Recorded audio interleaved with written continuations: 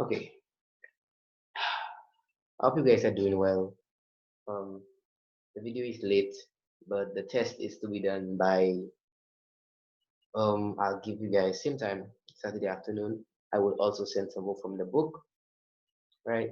But for now, let's just go for his honor. So different from last time, I won't be just teaching from my head because I want to go more in the syllabus that they give. So this is what the honor is going to look like when you know achieve it, when you finish the test, and I know you know the information. So I'm going to read the notes that they have, and I'm going to explain a little bit more, um, so you have a better understanding of what they say and what they want you to know. Okay, so let's begin. Number one, what is the difference between exoskeletons and endoskeletons, and what type of skeleton does a human have? So we have an exoskeleton is a hard shell on the outside of a creature, such as an insect or a lobster. You can think of those bionic suits that you see guys wear in movies, where there's one up the spine and there's them on the arms and the legs, and it gives them that strength, like a super suit. And then we have an endoskeleton, um, is the system of bones inside of a creature, such as a human, a dog, a cat, or a bird. So endo inside, exo outside. That should be easy enough to remember. Number two, list three functions of the skeletal system. So number one, the skeletal system provides support to the body. And you have to admit, it gives the body framework, and without it, we would be a blob, like I say, a shapeless blob. It gives that a rigid framework. Number two, the bone marrow the marrow inside bones produces blood cells, and that is true. The bone does contain inside the bone marrow there is some stem cells that can become white blood cells or red blood cells or even platelets. There's a big cell in the bone called a megakaryocyte, which is broken up into little bits to form the platelets that help us form clots when um, we are cut or stuff like that. Number three, the skeletal system protects the internal organs from physical harm. So of course we have our pelvic girdle, which protects your stuff like your bladder. We have the ribs that protect your thoracic aorta, your lungs, your heart. We have um, the it's not coming to me now. The pectoral girdle, right up here, your clavicle and your scapula and stuff like that. And we have right, that's about it. That's about it. Next. So, oh, I almost forgot your vertebral column, which protects your spine. It's a very important one, a very delicate one that can lead to becoming paralyzed in just your entire body. Right, therefore, we'll go into another honor. I have an idea to go for another honor for that. On is it the brain and behavior? So you can go and read that if you want. But I'm planning on doing that honor. So moving on. The bones serve as a place where the body can store minerals for later use. And that is true. Calcium, phosphate, stored in the bones, calcium carbonate stored in the bones, right? So yes, you want this. So that's what makes up the bone, mostly calcium phosphate, which is the hardest substance in the human body. And number five, we have bones also serve as levers against which the muscles pull to accomplish motion. And that is true if you stretch out your arm. The bicep is what you call a flexor muscle. And if you think of your joint as a pivot, when you flex your arm, right, your bones actually, if you look at it, is the lever, and you're allowed to, accomplish motion of the arm. Okay, next. Number three, is bone a living tissue? Explain why or why not, and they are pretty straightforward there. It says bone is a living tissue. Were it not so, it could not produce blood cells. Nor could bones heal after being broken, and bone cells continually regenerate themselves. So that was just a fact right there. Sitting a fact. Describe structure and development. Okay, the structure and development of bones. I want you to see the diagrams they have. Right. So they say bone is a relatively hard and lightweight composite material formed mostly of calcium phosphate. I've mentioned this. It has a relatively high compressive strength but poor tensile strength. You know what compressive is, but tensile basically if you're trying to stretch it, right? So, of course, a higher compressive strength because the bone was built so that if you, let's say you fell and you hit, that's compression right there. You when you hit something, it's supposed to be able to withstand that. You know what I'm saying? It's not meant to break that easily. But stretching is not exactly something that your bone was meant to do. It's not stretch. It grows as you grow, of course, but stretching, no. So a poor tensile strength, that makes sense. Next, while bones are especially brittle, which means that once they reach a certain limit, like once they get a certain amount of force, they break like glass. Glass is a brittle material, unlike something like metal or copper, which after it stretch, and then its relationship between force and extension would just go crazy. We're gonna graph on if you had to put force and extension, if you keep applying more force, the extension will increase for the bone, but then after a while, once it gets to a point, it'll just break. That'll be it. It'll not be able to stretch anymore and it'll just snap. Um so where was I? While bone is essentially brittle, it is somewhat elastic due to this organic compound collagen. And collagen is also the one of the main components in um or the main component I believe in cartilage. And bone has an internal mesh-like structure, the density of which may vary at different points. Okay, so saying bones can be either woven or lamellar. I feel like I'm saying laminar because I do Spanish, but you can Google the right pronunciation. So woven bone is put down rapidly during growth or repair. It is so called because its fibers are lined at random, so woven, right? Think of sewing. But as a result, it has a low strength. In contrast, laminar bones has parallel fibers and is much stronger. Woven bone is often replaced by laminar bone as growth continues. So that makes sense. Your body is broken, it's trying to fix itself, at least give it a little bit of form, right? Not even it's not even thinking about protection, it's trying to give it a little bit of form.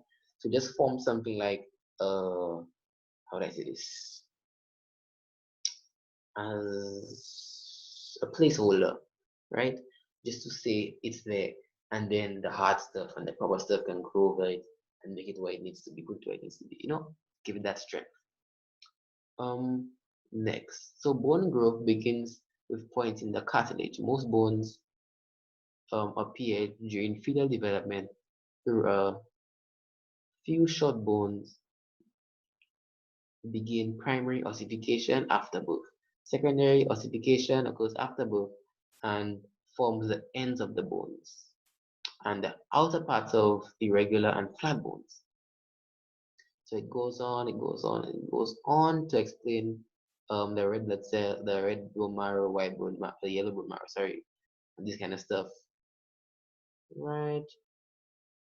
Right. It goes on to explain that what happens is that in children, most of your bones, your long bones, right, um, help in blood formation, right? But by the time you're an adult, what really helps your blood formation is your axial skeleton. When I say axial skeleton, I will show you later down below, but I'm referring to your skull, your vertebral column, and your ribs, and maybe the ends of your long bones is what helps as an adult in blood formation. But in children, most of your bones help in blood formation. So I will not read all these notes for you. You can read them by yourself. I will link it in the description. But let's look at this. So here we have the side of the cranium. Let's start at the top, the cranium. So the cranium is part of the skull. Skull is made up of three parts, as you can see: the cranium, the maxillary bones, and the mandible. So the mandible is clearly the lower jaw. The maxillary muscles is just above the um the jaw there, so it's the upper jaw.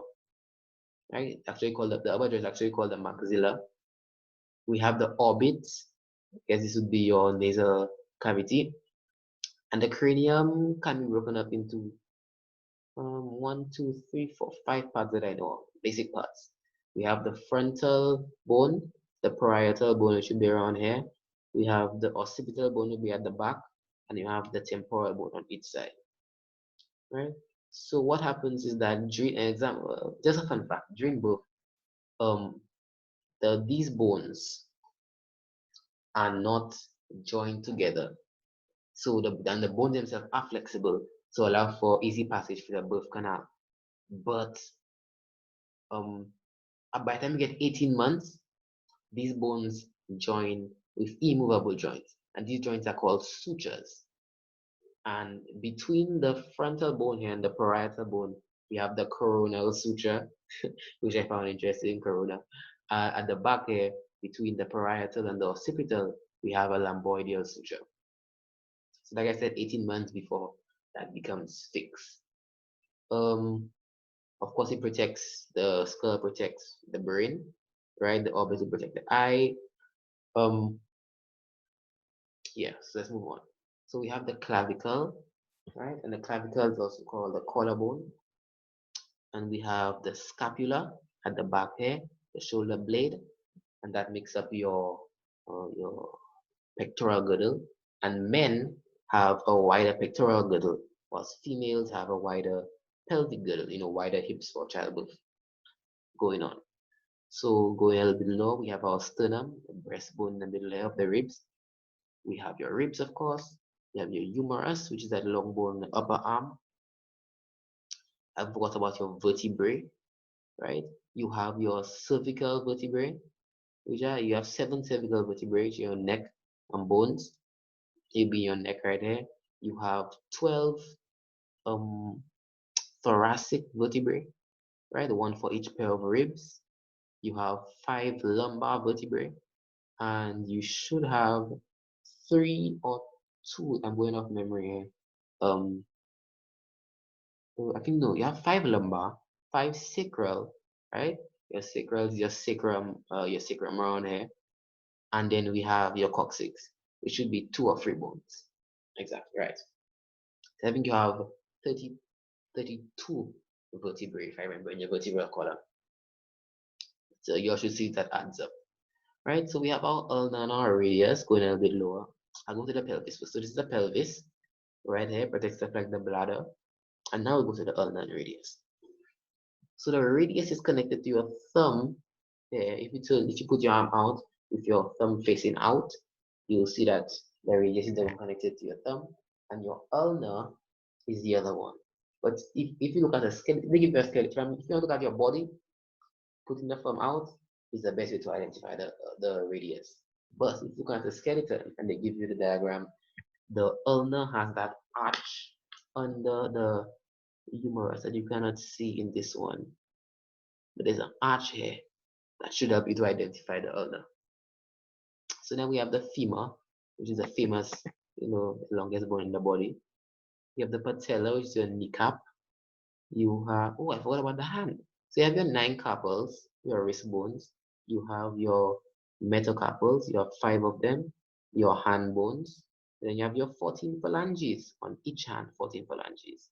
So each hand has the 9 carpals, the 5 metacarpals, and the 14 phalanges, each hand. Right? Then, so like I was saying, the kneecap, the patella, then you have your tibia and fibula. And if you want to remember that, think of the fibula, tibia, think of the TF. If they were in alphabetical order, the fibula would come before tibia, right? So remember in the body, that is not the case. T comes first. Just remember it's not like alphabetical order. So tibia comes first, then you have your fibula in the back, right? And then we have your tarsals, which are your ankle bones, your metatarsals, which are your foot bones, and you have your 14 phalanges. So phalanges make up your finger bones and your toe bones. So you have 14 phalanges on each foot, 5 metatarsals on each foot, and you have 9 tarsals on each foot. Right? Great. Um,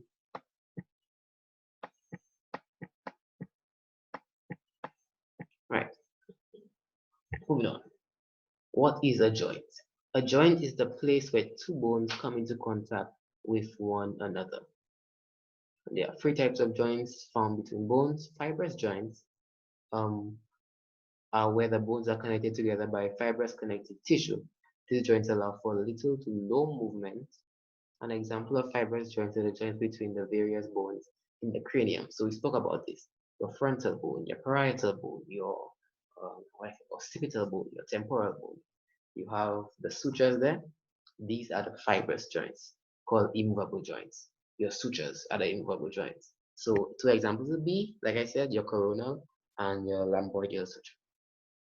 So you have cartilaginous joints are connected by cartilage. These joints allow for little movement.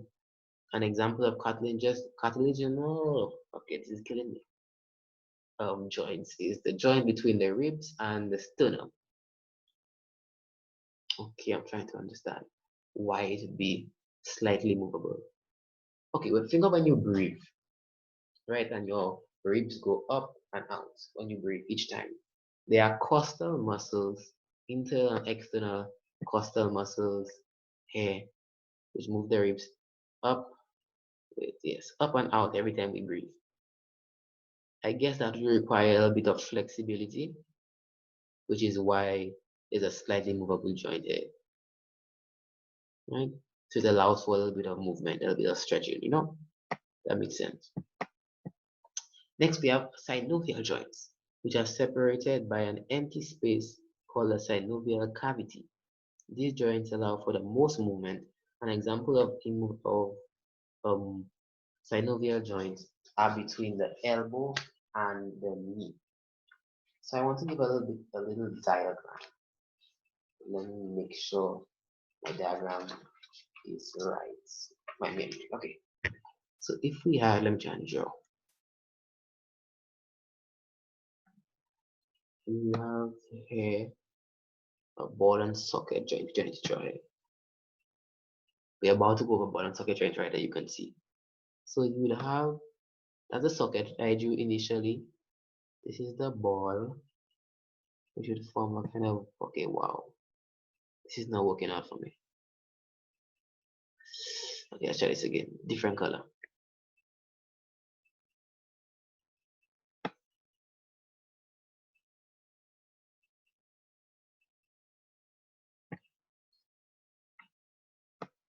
All right, good. So as you can see, I am not trying to go into arts, right? But you get the idea. This is the socket. This is the ball. Now, what there is a bunch of some cartilage here called articular cartilage. Right, this helps reduce friction between the two bones. And then there is a capsule, which is a ligament. Ligament joins two bones. There's a capsule here, right, which should form between here and here. There's not that great of a distance here, but my diagram is not the hottest. So there'll be ligaments here called a capsule, and then you would have a synovial membrane here, and then you would have synovial. I'm going to use a darker blue. You have synovial fluid here. So the cartilage and the synovial fluid are the two main things there which prevent the friction between these two bones. Now, too much or too little synovial fluid can lead to arthritis or pain, where the two bones rub or there's a big difference between the spacing. This causes pain either way. Okay, so my diagram is not too hot. You can research that if you want a better understanding. Okay,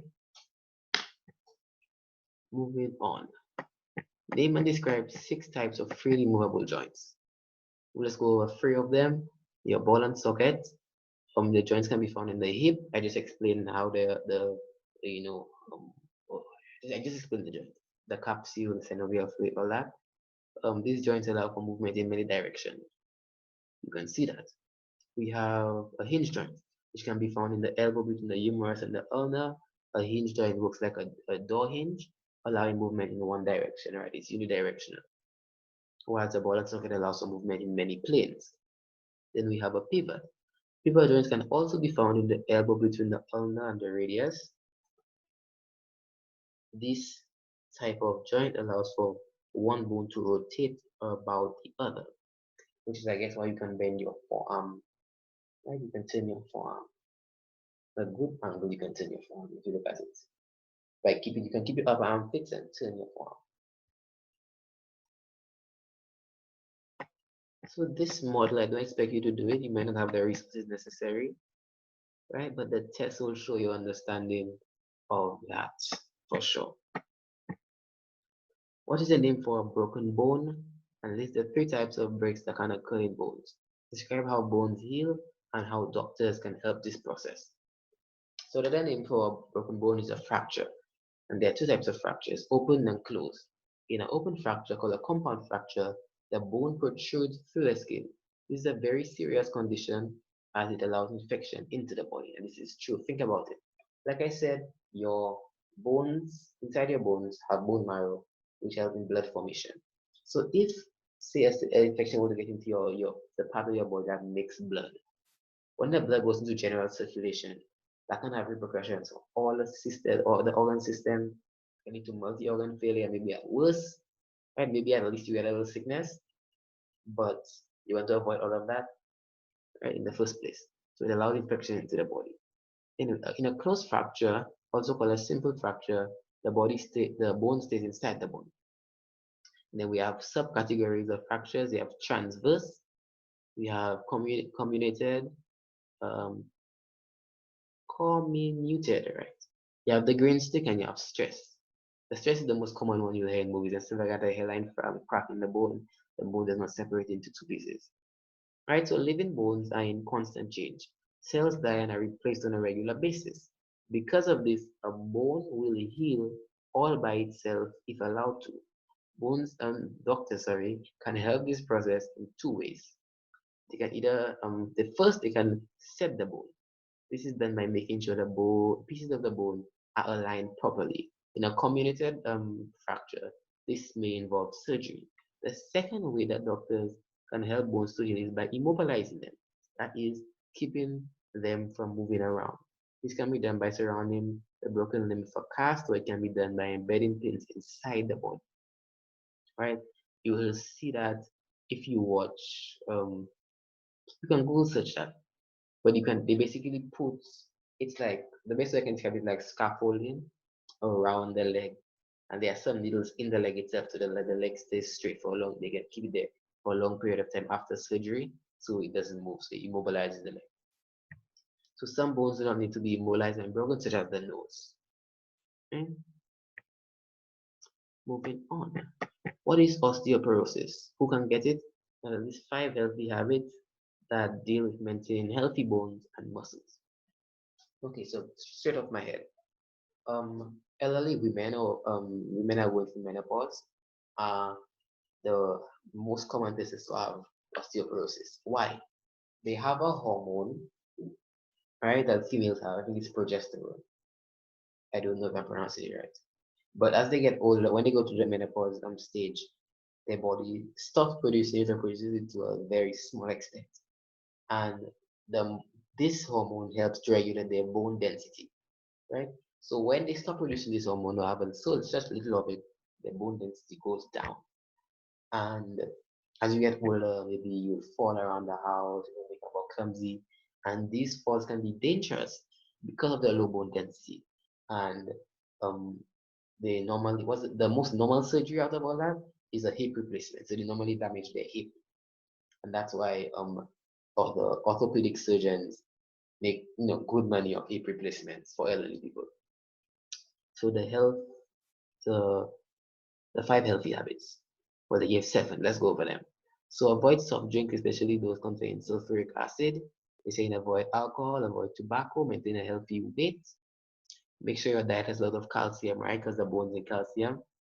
Make sure your diet has plenty of vitamin D, right? Vitamin D a low level of vitamin D can lead to that in children. In children, it's your rickets, I believe. It's called rickets. And number 7, get plenty of exercise. Let me check that statement I made about rickets. Alright,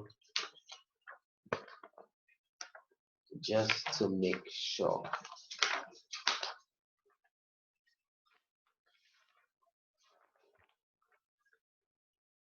Right, right. Lack of vitamin D, rickets in children. Going on. What is the function of the muscular system? The muscular system is a system in humans and animals that facilitates motion.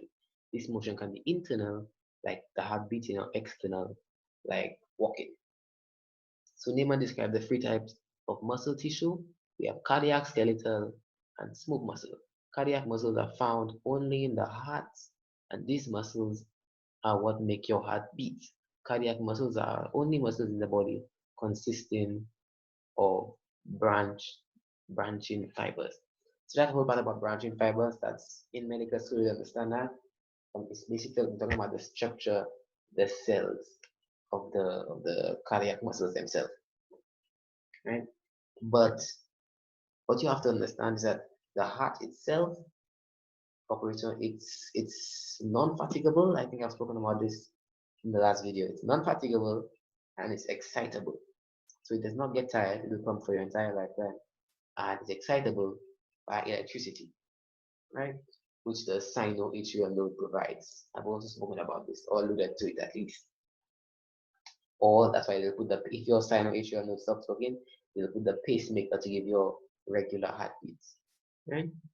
Yes, you have a skeletal muscle which is attached to the skeleton and is responsible for voluntary motion, um, and sometimes involuntary bodily movement. Right. So skeletal muscle is attached to your bone by tendons. And think of your bicep, your tricep, the quadriceps. We'll go into that later, as you can see at the bottom there. But these are skeletal muscles that you control with your mind. Your involuntary muscles, think about it. These are, I think they're referring to simple reflex actions. There's a tendon under your patella called the patella tendon, and if you hit it, or when a doctor gives a little knock, that's what they call the knee-jerk reflex, where it causes a reflex arch, which leads to your quads, which is the external muscle of sorry, of the leg.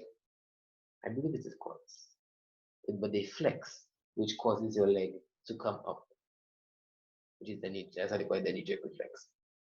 Next, smooth muscles are responsible for internal, involuntary, and sometimes voluntary movement of the organs, such as the breathing and moving food through the digestive tract.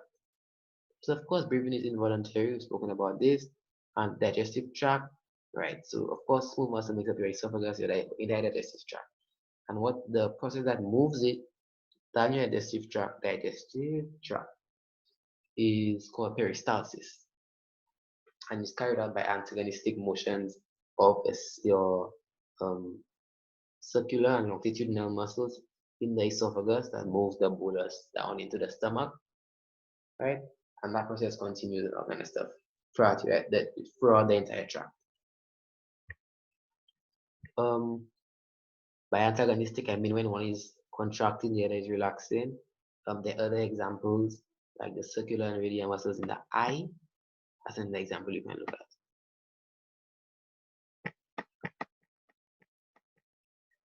Sorry, so we went over the muscles here.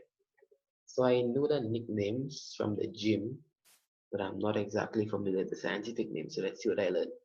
There's the mastia, which appears to be the neck bone.